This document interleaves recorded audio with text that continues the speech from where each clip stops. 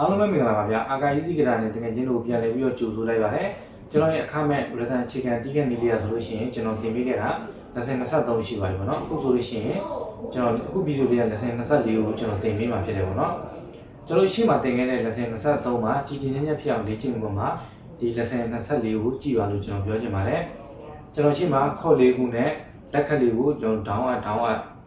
ဒီကျွန်တော်ဖိုးတိုင်မယ်ပေါ့နော်ဖိုးတိုင်မယ်ထောင်းလေးနဲ့ကျွန်တော်လေ့ကျင့်ခဲ့တဲ့ဒီခေါ်လေးတွေကိုကျွန်တော်ပြန်ပြီးတော့နှွေးကြည့်အောင်ဘာခေါ်လေးလဲကျွန်တော်ရှိမှခေါ်လေးကိုကျွန်တော်ထောင်းလေးနဲ့လေ့ကျင့်ခဲ့တာရှိပါတယ်ကျွန်တော်လည်းဒါလေးကို3ခေါက်လောက်ပြန်ပြီးတော့တီးကြည့်အောင် C ရဲ့ E minor ရဲ့ F ရဲ့ G ရဲ့ပေါ့နော်ဒါလေးကို3ခေါက်လောက်ကျွန်တော်လည်းဒီ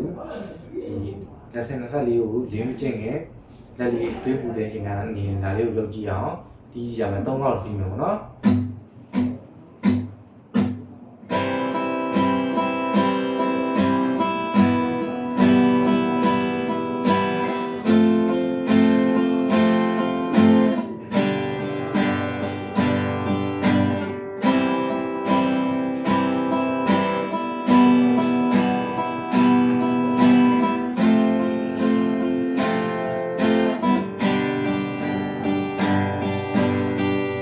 ဒါလေးကိုကျွန်တော်တို့ရည်တွက်ပုံကတော့ down up နဲ့လည်းရည်တွက်လို့ရသလို 1 and 2 နဲ့လည်းရည်တွက်လို့ရပါတယ်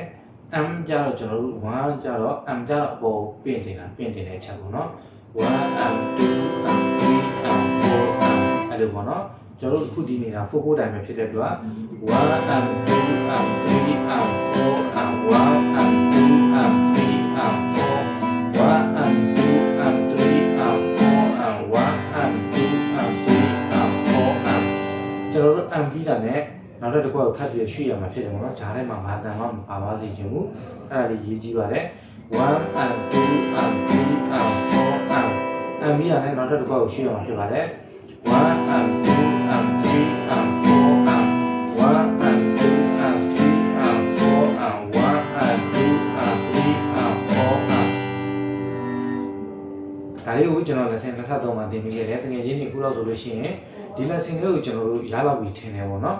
အဲ့တော့ကျွန်တော်တို့ lesson 24လေးကိုထပ်ပြီးတော့သင်ပေးမှာဖြစ်ပါတယ်ကျွန်တော်ရှေ့မှာသင်ပေးခဲ့တဲ့ခေါ်တွေတော်တော်များများပြီးသွားပြီပေါ့နော်နောက်ထပ်လိုအပ်တဲ့လက်ခတ်လေးသင်ပေးပြီးလို့ရှိရင်ကျွန်တော်တချင်းလေးကိုစပြီးတီးလို့ရတယ်ပေါ့နော်နောက်ပိုင်းကျရင်တချင်းတီးနည်းလေးကိုလည်းကျွန်တော်သင်ပေးမှာဖြစ်တဲ့အတွက်ဒါလေးကိုတီးဆယ်တာလေးလေ့ကျင့်ပြီးကိုကျွန်တော်ပြောချင်ပါတယ်ကျွန်တော်ကပတ်စံတစ်ချက်တည်းမှမယူပါနဲ့ free အခမဲ့သင်ပေးရတဲ့အတွက်တကယ်ချင်းလို့ပဲတော့ဒါလေးကိုလိုက်ပြီးတော့လေ့ကျင့်စေချင်ပါတယ်ပေါ့နော်အဲ့တော့မှကျွန်တော်သင်ပေးရကြုံလာတာပေါ့နော်โอเคဒါဆိုလို့ရှိရင်ကျွန်တော်အခုသင်ပေးမယ့်ခေါ်လေးတွေပြပြမယ်ကျွန်တော်အခုသင်ပေးမယ့်ခေါ်လေးကဒီနောက်ထပ်4ခေါ်ပေါ့နော်ခေါ်လေးကိုကျွန်တော်ဒီ1 and 2 and 3 and 4 and နဲ့ပဲကျွန်တော်လေ့ကျင့်ရမှာဖြစ်ပါတယ်ဒီခေါ်လေးကဘာခေါ်လေးလဲဆိုလို့ရှိရင် E ပြီးရင် A ပြီးရင် A minor D minor တစ်ခုပါတယ်ပေါ့နော် A minor ရဲ့ D minor ရဲ့ခုနကကျွန်တော်တို့ရှင်းမှာပြခဲ့တာE minor ကိုပါတယ်ပေါ့နော် E minor ပါတယ်အခုကကြတော့ A minor ရဲ့ D minor ရဲ့ကျွန်တော်တို့ E ရဲ့ A ရဲ့ဒီခေါ်လေးခုကိုကျွန်တော်တို့ဒေါင်းလေးနဲ့လေ့ကျင့်မှာဖြစ်ပါတယ်ဒီခေါ်လေးကကျွန်တော်ရှင်းမှာလေ့ကျင့်ပြီးတဲ့ငွေချင်းတော့မစိမ်းဘူးเนาะအကုန်လုံးကျွန်တော်သင်ပေးခဲ့ပြီးဖြစ်ပါတယ်ပေါ့နော်အဲ့တော့ကျွန်တော်ထွေထူးထူးပြောတော့ဘူးခေါ်လေးကိုကျွန်တော်လေ့ကျင့်အောင်ကျွန်တော်တန်ဖိုးလေးကို80လောက်ထားပြီးလေ့ကျင့်မယ်ကျွန်တော်ထုံးစံတိုင်းမထုံလုံးလေးကိုဖွင့်တာမှာဖြစ်ပါတယ်ပေါ့နော်โอเคထုံးစံတိုင်းကျွန်တော်မထုံလုံးလေးကို80လောက်ဖွင့်ပြီးလို့ရှိရင်တချင်းကျွန်တော်ဒီလိုစာလေးကိုလိုက်ပြီးတော့တီးကြည့်အောင်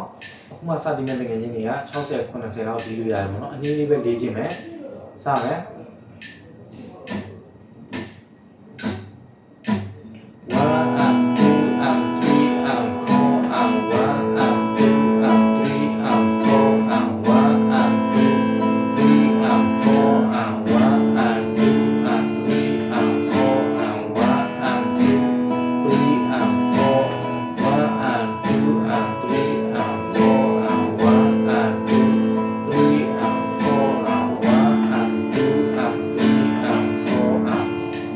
လေ့ကျင့်လို့ရပါတယ်ကျွန်တော်တို့အခုလေ့ကျင့်တဲ့ဒီဒေါင်းကကျွန်တော်တို့ဒီကျိုးခွဲရမလို့ပေါ့နော်အကုန်လုံးတီးလို့ရပါတယ်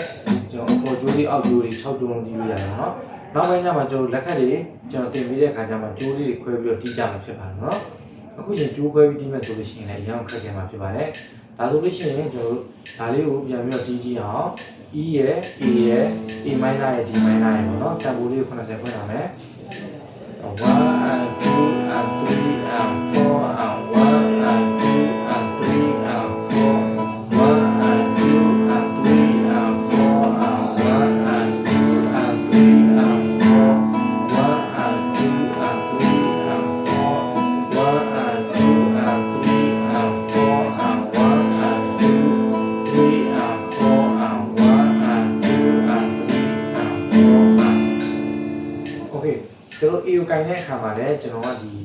ကင်ကျွန်တော်ဒီပုံစံတိုင်းပဲကင်လို့ကျွန်တော်လက်ကလေး